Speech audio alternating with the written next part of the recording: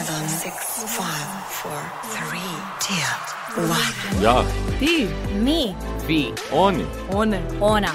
Isti, a različiti. Bok ekipa, dobrodošli u radio emisiju Isti, a različiti, škole za grafiku, dizajn i medijsku produkciju. S vama su ovdje Ana i Ramona, a danas ćemo pričati o različitim ljudima, predrasudama i što naša okolina misli o tome. Različitost bi definirala po boji kože, po vjeroispovijesti, po spolu, ali ispod kože smo svi isti, od krvi i mesa, svi imamo isti broj kostiju, broj mišića i svi dijelimo iste osjećaje.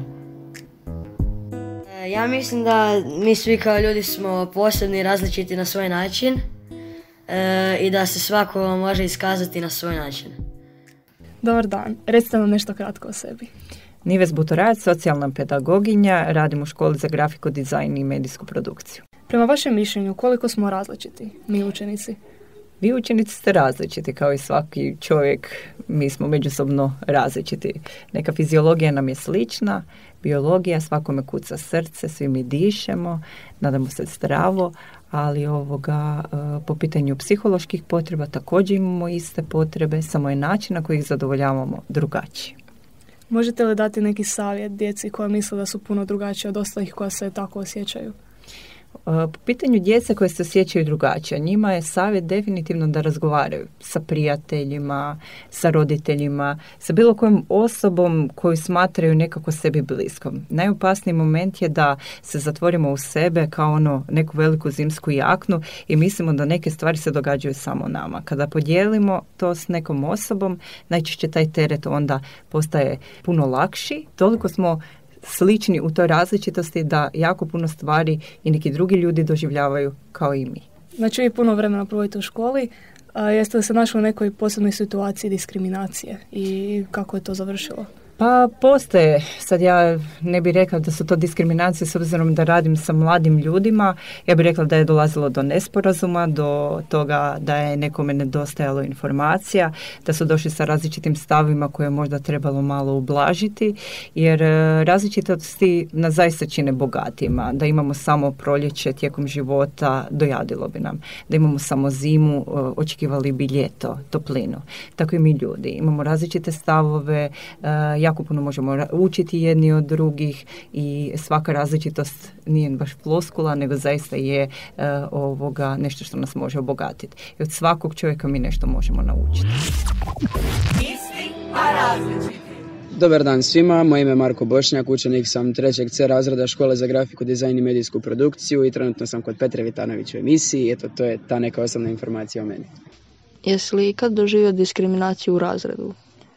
Pa naravno, mislim da je diskriminacija nešto što je jako ukorijenjeno u naše društvo. Evo ja dolazim iz druge države, dolazim iz Bosne i Hercegovine, tako da sam doživio diskriminaciju i na tom osnovu, ali mislim da je jako bitno da se na jedan pravilan način naučimo nositi s tim. Jel se osjećaš prihvaćeno sada u razredu?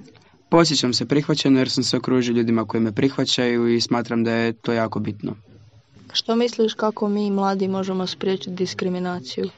Pa smatram da zapravo nismo ni svjesni toga koliko zapravo mi imamo velik utjecaj na to. Trebamo se definitivno zauzeti za ljude za koje vidimo da su diskriminirani. Trebamo samo inicijativno raditi neke projekte i jednostavno se zalagati za one koji su odbačeni od društva i pokušati napraviti neku pozitivnu promjenu. Hold your head high, take your chances. Life is more about questions than answers. Different people, different places. Stand together, we stand together. Singing with one voice, nothing. Slušali smo pjesmu Different People, Stand Together od Music Countess in 2012. Za vas smo pripremali neke činjenice po pitanju različitosti u našoj državi. U našoj Hrvatskoj razlikujemo se i po vjeri.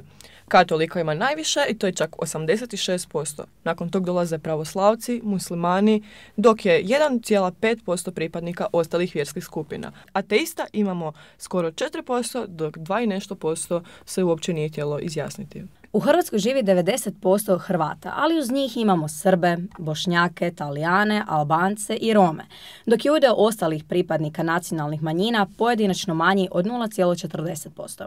18% stanovnika u našoj regiji ima završen fakultet, odnosno visoko obrazovanje. Ako se toliko razlikujemo samo u Hrvatskoj, zamislite koliko različitosti tek ima u cijelom svijetu. Čak 5 do 10% populacije je homoseksualno, biseksualno ili trans. Iako smo u 21. stoljeću, 72 države još kažnjavaju istospolne brakove. A većina ravnatelja škola je nezainteresirano razgovarati o LGBT osobama i njihovim pravima.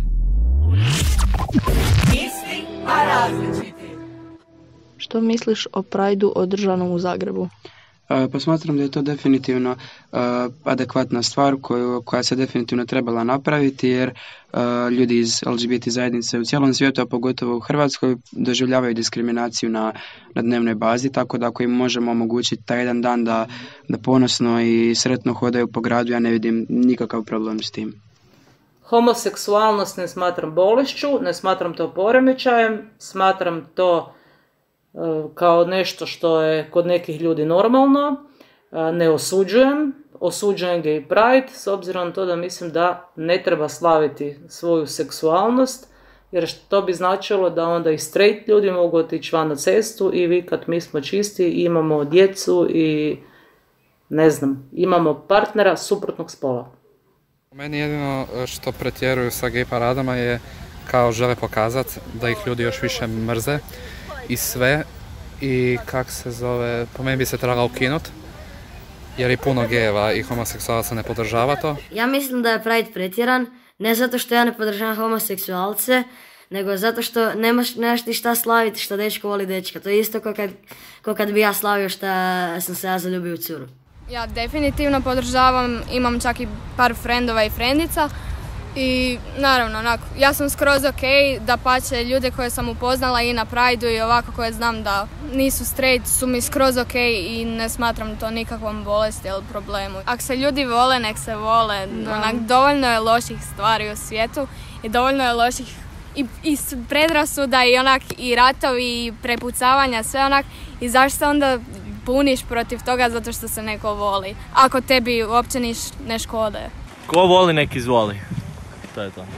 Dobro, znači predrasude, sastavni dio života, svima to je u redu da svakom nešto padne na pamet kad nekog vidiš ili čuješ nešto, ali opet onda bi se trebalo sjetiti i staviti se u da nikad ne znaš šta čovjek prolazi u životu, možda postoji neki razlog, bla bla bla, sve to ne.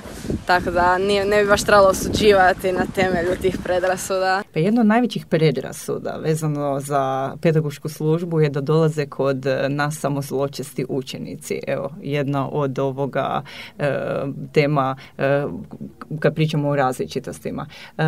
Gore u pedagošku službu dolaze, mi smo savjetodavno tijelo između ostalog, radimo jako puno projekata, tako da nam dolaze učenici iz različitih razloga. Neki trebaju zbog toga što im je treba pomoć, podrška, osnaživanje. Neki dolaze zato što bi poboljšali kvalitetu vlastitog života, pa bi radili još nešto na sebi ili bi sudjelovali u nekim aktivnostima i ostalo.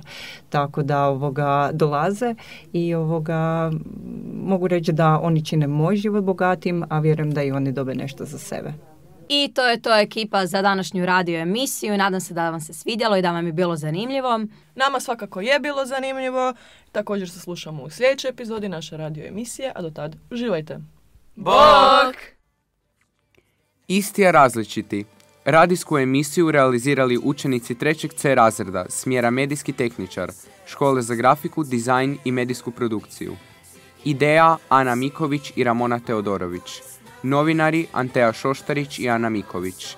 Snimatelji Petra Vitanović i Ramona Teodorović. Montaža Antea Šoštarić i Gabriel Verval. Jingle Mihael Tomić. Posebna zahvala Nives Butorajac, Marku Bošnjaku i Maji Miković. Mentorica Marijana Brdar. 2021. godina.